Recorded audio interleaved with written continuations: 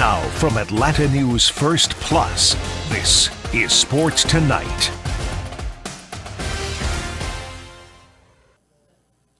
Welcome into Sports Tonight. Bailey Burmaster alongside Lee Smith. Another edition of Sports Tonight for you.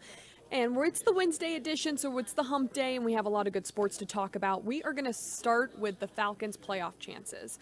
So if you are not aware at this point, the Falcons must, one, win on Sunday in New Orleans over the Saints, which is already a tall task. They're coming off a big win over the Bucs.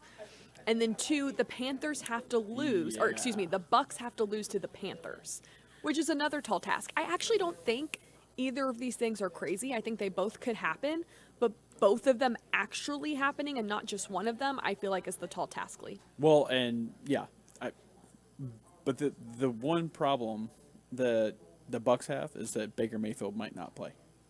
So if he doesn't play, then the Falcons' hopes got a lot better. But going into New Orleans last week of the season, good luck. Well, and on top of that, you have Taylor Heineke, who's dealing with an ankle injury. It's something that's going to be monitored throughout the week. I think there is a little bit of pressure in Flowery Branch. I think people are feeling it, especially Arthur Smith, because Arthur Blank said a few weeks ago that, they weren't worried about Arthur Smith and that they were going to see how everything went.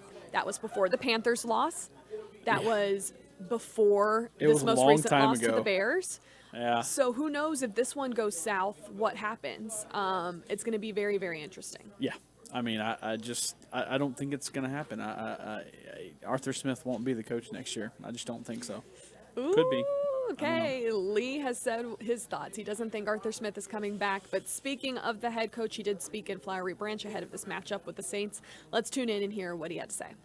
Played a lot of consistent football. The way these guys play and prepare, and consistent all year. Obviously, results aren't what you want when you haven't, locked up anything to play in the postseason yet at this point of the year. But every game, these guys have showed up and ready to roll and had our chances. That's kind of the NFL. But no different coming off the bye or after Carolina. Mike, we would expect the same thing. We got a resilient group. Like you said, the preparation's been pretty similar all year long. Has that been one of the more maddening things? Because if the preparation looks the same, but the variance on Sunday is so... No, I wouldn't call it maddening. Not at all. I mean, that's what the fine line between winning and losing in this league is, and it's the consistency and, the details, that stuff. That sometimes it's the way the game goes and some of the things situationally, right? The other team has a say, and you continue to work through it. In a lot of ways you improve, but every Sunday is extremely competitive. That's what we're all striving for, right? The consistency, and the thankful thing for us is at least we got an opportunity. A little bit's obviously out of our control, but what we do control is a huge game. Prepare for the Saints and go down on Sunday, and let's see what happens. Do you have an edict in terms of what you do or don't want to know about what's going on with the Tampa-Carolina game during the game Sunday? Will you tell people, I want radio silence, or do you? No, I don't. No, it just, it's like you see, again, everybody's personality is different. That's not going to affect, how the game's going to go for us. You play every game, and that's not going to affect what's going on. I don't even know if they show it in these type of situations. Oh, they would be in the stadium. Yeah, I mean, some stadiums are different than others. Josh, I don't know from where you guys sit, but I think it was like New York. That was the only stadium I think where it was almost like games were going on in the Jumbotron. Yeah. Other games, I mean, you don't even notice it because the score's in the corner or wherever it's at. But no, I mean, obviously, if you win, you're going to want to know, hey, are we playing next week or not? But yeah, no, it doesn't bother me. If DeMarco and Hughes don't get through, you got Richie and Abernathy. Mm-hmm. Yeah, and then, sure, yeah, we've addressed more DBs here lately, different reasons, sometimes special teams, and, so we obviously got a lot of faith if we've got to call somebody up on the elevation, or see how the week goes with DeMarco and Mike, but we feel good about our depth. I know you obviously can only control what you can control. Mm-hmm. How do you prevent kind of that game that's going on that can determine whether you make it or not, as well as your success from distracting you or bothering you? I don't know. Yeah, because you got to have that focus every Sunday. And obviously, it is, when you get to the end of the year, I mean, you got to acknowledge, like, it's either over or you're not playing and your mind's going on whoever you're going to play next, and there's an excitement that goes with it. But like everything in life, you just got to focus on what your job is in the present. I just said, thankfully, we still have an opportunity. So that's kind of how I look at it. It looked like there was a moment during the Bears game where like Pitts and Drake maybe didn't know the play call at one point. And No, it wasn't that. We were on the ball. There was a signal. They were telling them on the side, judge was where their alignment was. They came back. There was a check to it. They checked something to Van, and then they ran the route, but the ball went to Van. He got the look we wanted on Van. But there was a lot. There was something on the side, on the ball, a little out. They came down. Yeah, I mean, I know the expression that Kyle, whatever, but the play had already been called in and signaled in from Taylor. But the alert he was looking at was the matchup he had with Van. You said players won't be distracted or anything. What is it? I can't speak for them, but I'm just saying, like, Yeah.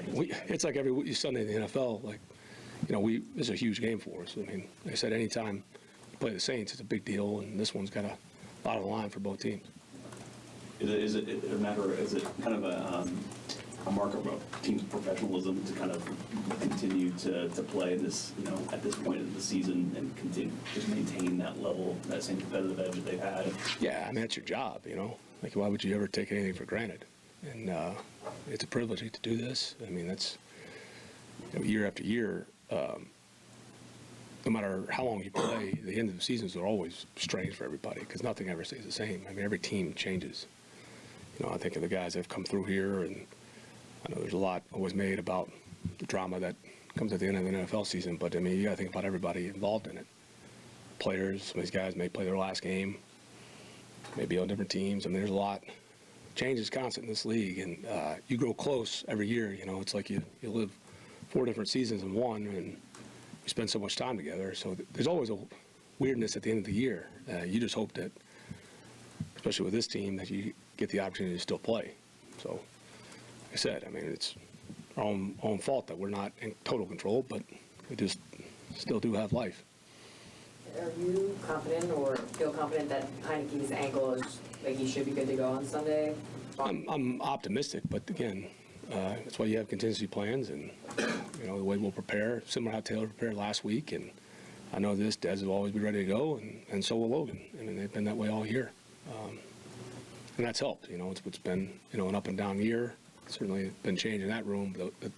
The relationship between the 3 of those guys, to me, is unique and rare, and it got a lot of faith in all those guys. Cordero reposted on retweeted something about his usage and lack thereof this year. And, it kind of incubated that, why would I be happy on social media, I guess. I'm sorry, Mike. I don't have an account. I don't live through my screen. But CP and I always have conversations. We talk. We have real human interaction. I know that might surprise some people. I know a lot of people love to live online. I'm not knocking that. I got a phone, but it is my own reasons. Not thinking I'm better or worse than anybody. I don't have a TikTok either, Mike. So I don't know. I don't follow you there. Maybe I will after the season. Are you on TikTok? No. So we have real human conversations. You don't? Well, okay. I was trying to get you some more followers. Appreciate it. For the few that may be listening right now. But in all seriousness, no, we have real human conversations. I mean, look, we have a great relationship with all the guys. We've kind of been through this before. And we have real conversations, human conversations, and I always keep those private with players. It covers me a long time. I don't go online, don't know the game. Maybe I'll get some advice. Maybe that's what I'll do in the offseason. I'll get online more. Maybe I'll get some advice from Compton and Lawan, and they can coach me up, and I'll just start coming after people. Maybe that'll entertain everybody. In terms of his usage, maybe even as a kick returner, I mean, was that something you talked with him going into the season as like, hey, you might not get as many opportunities as you've gotten in the past? No, I think what happens, Mike, sometimes there's things that you can control, things you can't control. So there's a lot that goes into it as the seasons evolve. Like I said, all you want, I'd have a problem if somebody doesn't want the ball. It's like I say this, I never have a problem with somebody that wants to work more. I got a problem with people that don't want to work. But again, any conversations I've ever had, players, coaches, family, just go the old-fashioned way, real conversation. Is there someone that's taught you to, I don't know, be grounded or block out the noise easily, or is there someone in your life that allows you to kind of, besides not having social media, because it's not easy, right? Like, you're aware of it, but how do you not make it? Yeah, just try to, it's like a challenge, it's discipline, because it's just a waste of energy. I don't knock it. Like, I mean, all seriously, I make a lot of jokes about it. I don't knock it. I mean, it's just the new reality, and that's the world, and especially if you have kids, I mean, you got to be aware, and certainly I've, in tune to it. I just chose to get off it because I actually found life a lot better. But, I just challenge myself the discipline of it. You got to be aware of what's going on in these jobs, and things come up, or, what's the way news travels for a lot of people. But that's just personal discipline and things that, experiences you have that teach you it's a waste of energy and what the more important things are to focus on. So that's it. Do you ask your family members to tell you what's going on there? No, I mean, that doesn't bother. It doesn't. None of that bothers me. I just choose. I don't try not to waste time just passively scrolling. I mean, you find yourself like, the time suck. Like, I got a job to do every week. Like, most important thing is these players and this team and getting prepared to play on Sunday, because you lose focus on that. It's just like every week feels like a countdown. So, everybody may feel different on the league, but that's how I always feel. It's like a countdown to Sunday, and you got to flip the script. You got to see who's up, who's down, game plan. There's always stuff to do, and if you spend 15 minutes here, 20 minutes there, to me, it's time wasted. David does a great job of keeping me informed. Anything funny, even at my own expense. I don't ever want to lose my sense of humor. I laugh at it. You move on. Then I'm on to third down, blitz pickup meetings, meeting with Ryan, talking about the game plan, Keys. I mean, that's just how the weeks go. So we will see how everything pans out. It's obviously a big game, but they need a little help as well. If this main team actually makes it to the playoffs, I think everyone will be a little bit baffled. Let's switch to State Farm Arena. The Hawks hosting the Thunder tonight. Yep. And well, that game tips off at 7:30, and the Thunder are probably one of the hottest teams right now. They've won 5 straight games in 8 of their last 10, and they just beat the Celtics last night. Yeah. I mean, they're hot. They're hot. Young team, and super young team. Very young, but very, very talented between Jet and SGA. What, 23 wins? They are just chugging right along. The last time these two teams faced off, the Hawks fell. The Thunder were able to really shut down the Hawks offense in that one. So it will be interesting to see how this one goes at State Farm Arena. It's definitely something we're going to want to keep our eyes on. So we will see how that one pans out. Also going on in the basketball world, it's a little action tonight in the ACC. Georgia Tech on the road to face Florida State. Correct me if I'm wrong, but I believe we were told yesterday if they win this game, they will start 2-0 for the first time in 17 years. Yeah. Keep in mind their other conference win is over Duke. Yeah. So Georgia Tech they're gonna. We'll see. They need to be a we'll team see. Hey, to that'll watch. be a big win if they can go into Florida State and win tonight. Oh, for sure. So we actually spent some time out there yesterday, and we were able to hear from Coach and some players. So let's see what they have to say ahead of this big matchup with the Seminoles. We spent a lot of time together, so being that we were over there 6-7 days, and then if you factor in playing, I think it was Penn State before that. We were together. We just spent a lot of time together. So it's different spending time together on the road than at home. So you only have one another. And the biggest thing for me in talking with our team is the connectivity. I just think being connected, it helps you during tough times, and that to me was the biggest thing about being on the road. How about on the court? What did you like out of the guys in terms of their play in those 3 games? I mean, we grew. I just think we grew. I don't think that. I don't think that from an individual standpoint where each guy is playing to the level that they want to play, but I think that collectively we're figuring ways out to be a team. And each one of those games that we played in even count Penn State and Hawaii, we won differently, and I think that even the Reno game, we gave ourselves a chance to win. We had some opportunities, we had some chances, we didn't get it done, but I see us fighting. I see us starting to believe. I see us going in the right direction. You talked after the Nevada game about getting back home, maybe getting some rest. Mm-hmm. What has the schedule been since you've returned, and do you think the guys have their legs back under them now? Yeah, I think they do. It was a tough trip, to be honest with you. It's 10.5 going, 10.5 coming back. I mean, and it's not an easy flight. But I think that we came back, we took 3 days off, and then we got back into it. The most important thing moving forward is being rested, having legs, and really it's going to be more mental.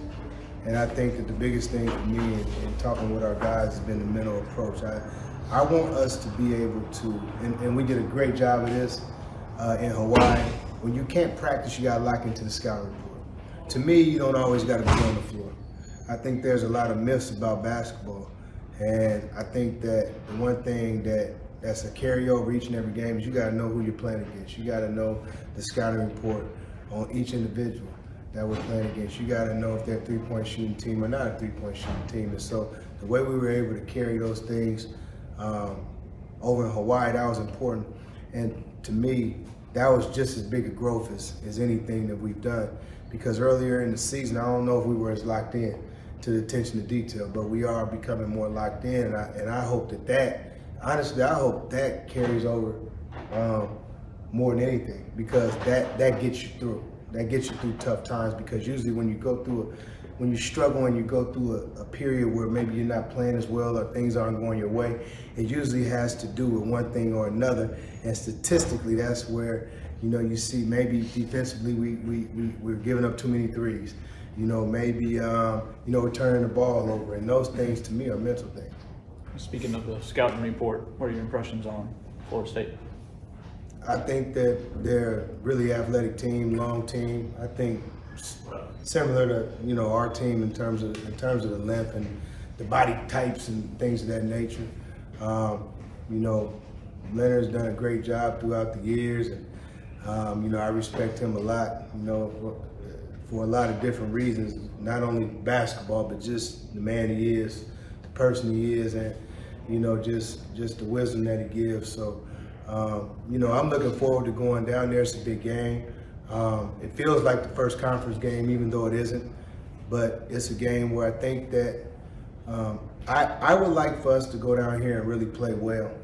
From the standpoint of, I think our team needs to feel like we can go anywhere in the conference and play with anybody, so we have to take care of the ball. That's the biggest thing, taking care of the ball, withstanding that pressure. They play a lot of guys like we do, but that's one of the emphasis, if not the biggest emphasis. We gotta take care of that ball.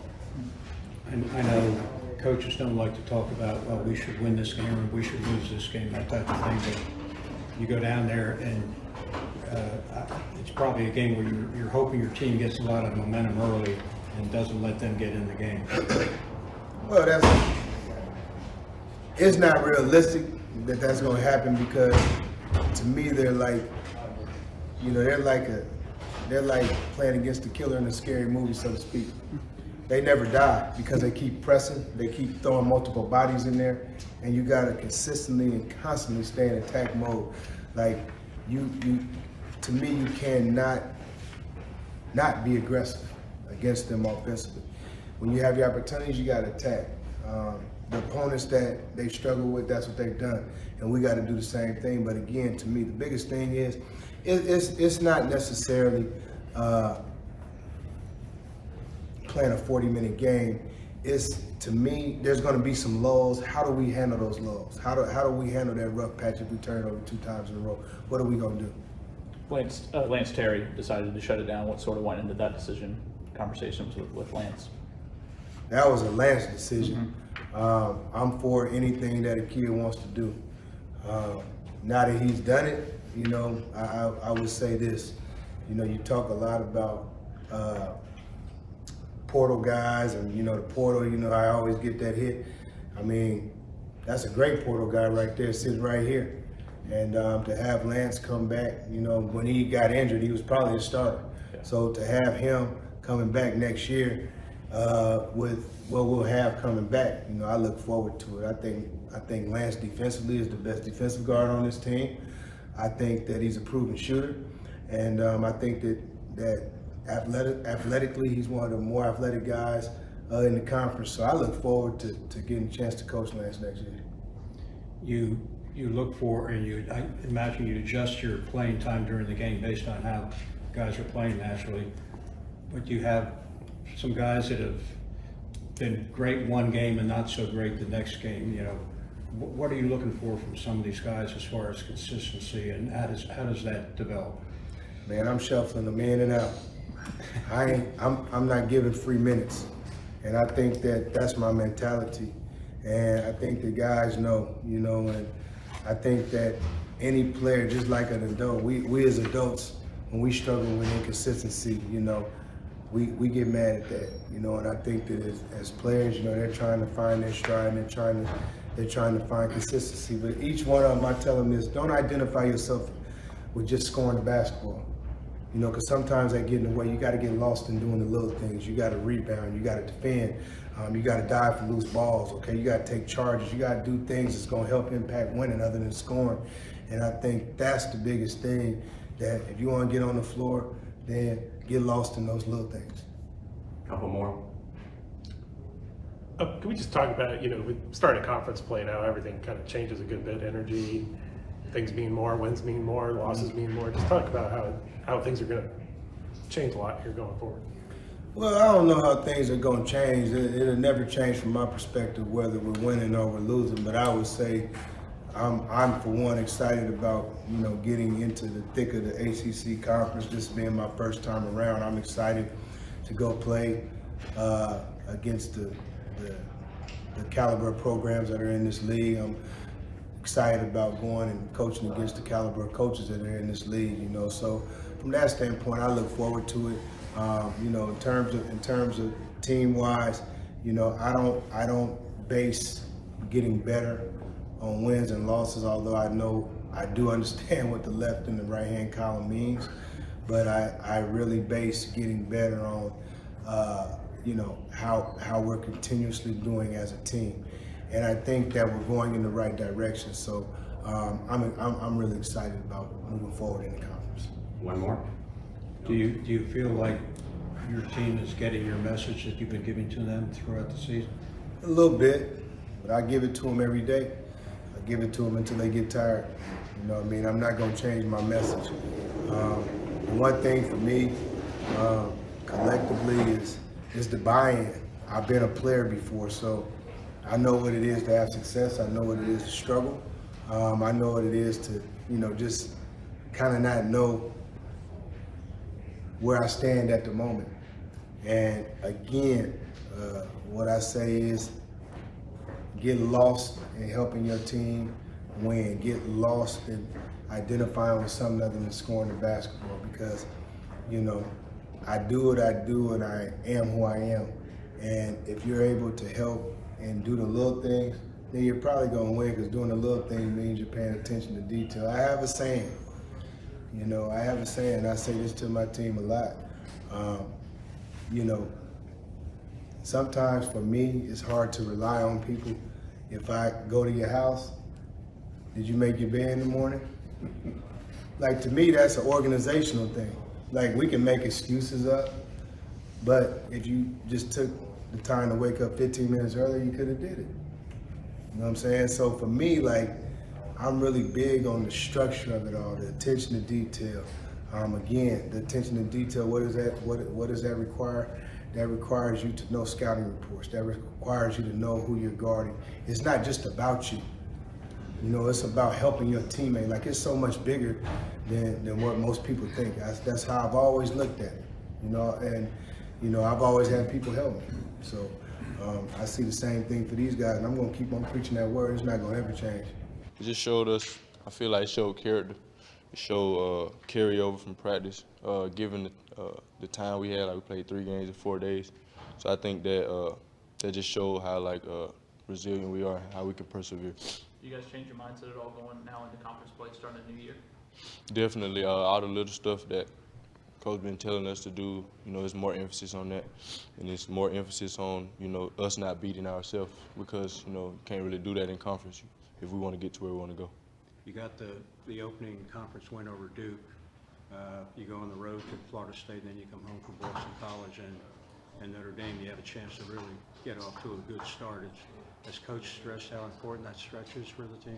Yes, sir. He said these are all winnable games. He always says, like, as recent, he says the conference is wide open. So I feel like we just go in and do what we need to do. We'll be good. How much discussion has there been that if you guys beat Florida State, you'll start to know conference for the first time in like 17 years? I didn't even know that statistic. So yeah, that's good though. Yeah. What do you expect to see from Florida State?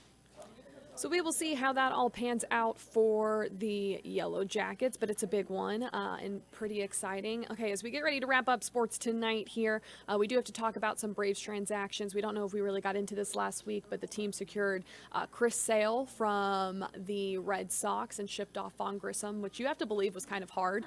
Alex Anthopoulos said he's a locker guy. They love the personality, but you know, business is business, but I do think this secures the rotation, and I do think Chris Sale's worth the risk.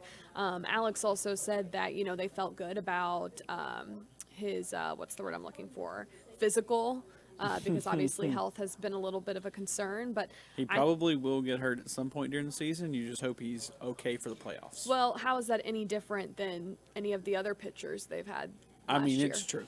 It's true. Everyone was getting hurt. Yeah. So it kind of is what it is, I guess. Hey, as long as he's there when they play the Phillies in the NLDS, you know? Correct. Let's hope they don't have to face the Phillies again in the NLDS. Can you imagine a third time in a row? You got to slay the dragon. Come on now. You do, but oh my goodness. You can't lose from 3 years. I would feel some type of way. You know the Braves want it. Oh, God. Yeah. Okay, as we come to an end here, Lee, what's on your mind today? Alabama got whooped the other night. Oh, man, we haven't talked about it. It's my first time getting back on since then. Both lines of scrimmage got dominated. They had maybe one good drive all night on offense. The center just announced that he's going to enter the transfer portal, which is good. Do you think Nick Saban was like, you're gone? You're no longer part of this team. Go to the portal. I doubt that, but I don't know. I don't know how that all went down, but I'm just glad to see the results. Yeah, so hey, here's the hope in Washington can pull it out. Well, I was going to say, what I'm thinking about, if you'll take that avenue, I'll take the other avenue. How about Washington? Hey.